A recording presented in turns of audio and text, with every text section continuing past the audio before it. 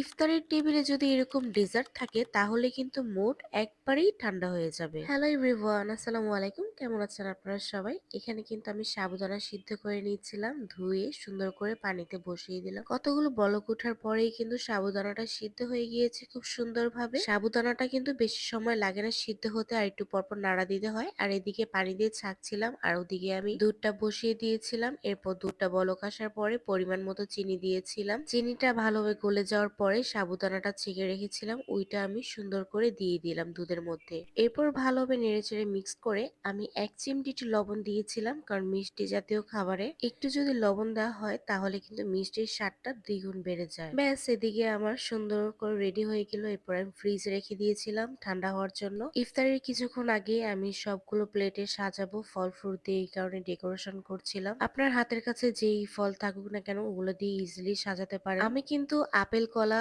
আঙ্গুর আর ছিল বেদানা, এগুলো দিয়ে সুন্দর করে সাজিয়ে নিলাম। ব্যাস, রেডি হয়ে গেল। ইফতারির টাইমে কিন্তু ঝটপট তৈরি করে আপনিও বাসায় বানিয়ে খেতে পারেন। অনেক হেলদি একটি জিনিস ইফতারির টেবিলে থাকলে বেশ ভালো হয়, খেতে কিন্তু মন্দ নয়। Tata, bye bye.